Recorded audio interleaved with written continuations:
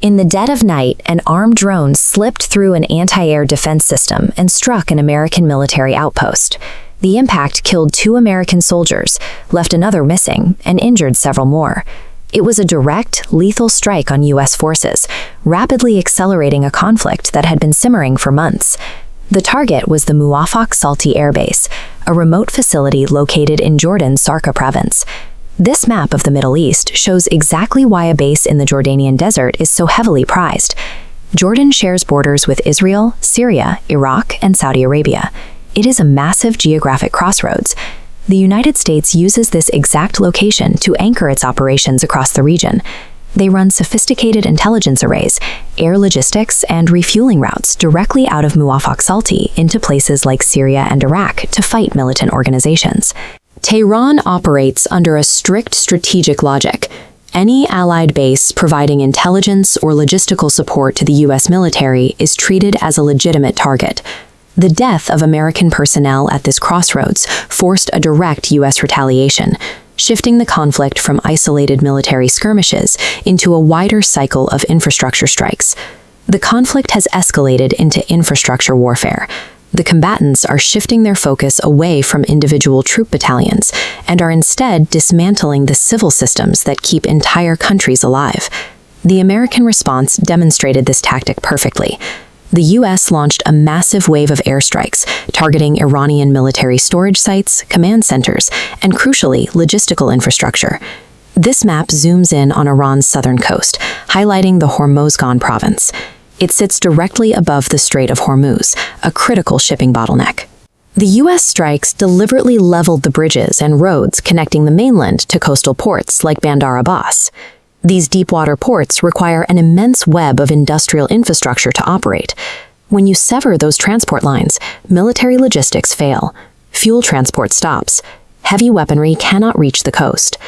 The United States is attempting to physically paralyze Iran's ability to project power and control the Strait of Hormuz. Iran immediately expanded the war zone, firing missiles at the critical infrastructure of U.S. allies, including Kuwait, Bahrain, and Qatar. They targeted regional power grids and immense water desalination facilities. Gulf nations rely entirely on these facilities for fresh water. Destroying a desalination plant in this environment guarantees rapid water shortages and triggers an instant humanitarian crisis. This diagram illustrates the cascading damage of attacking a national electrical grid. When the central power generation fails, the entire society shuts down. Hospitals lose life support, internet exchanges go dark, telecommunications fail, and financial systems completely freeze. Iran's counter-strategy focuses on disabling the essential systems required for modern life. The goal is to make the hosting of American forces an existential liability for the citizens of every allied nation. This strategy is causing intense panic among wealthy Gulf nations, like the UAE and Saudi Arabia. These nations have built incredibly lucrative economies, but those economies are extremely fragile. They require total stability to attract foreign investment. They face a severe strategic dilemma. They host U.S. military facilities, which puts them directly in the crosshairs, yet they rely entirely on secure shipping routes to survive. This chart tracks the immediate global consequence. Global oil prices, which had been trending downward, are spiking back toward $85 to $90 a barrel due to the instability. As the threat to maritime infrastructure grows, commercial ships cannot safely navigate the strait. Freight costs increase, and shipping insurance premiums become unmanageable. The Gulf states are trapped. The infrastructure war is destroying the exact economic model the entire region is built upon. Diplomacy is entirely collapsing.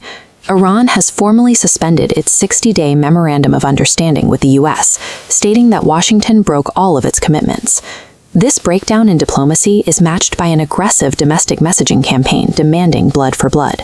This imagery conditions the public for a prolonged, violent conflict.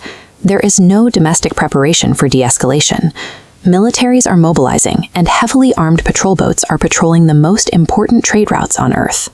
By targeting power grids, ports, and global shipping lanes, the U.S. and Iran have made the region's survival systems a primary field of combat, ensuring that the cost of this war is paid by energy consumers and supply chains across the globe.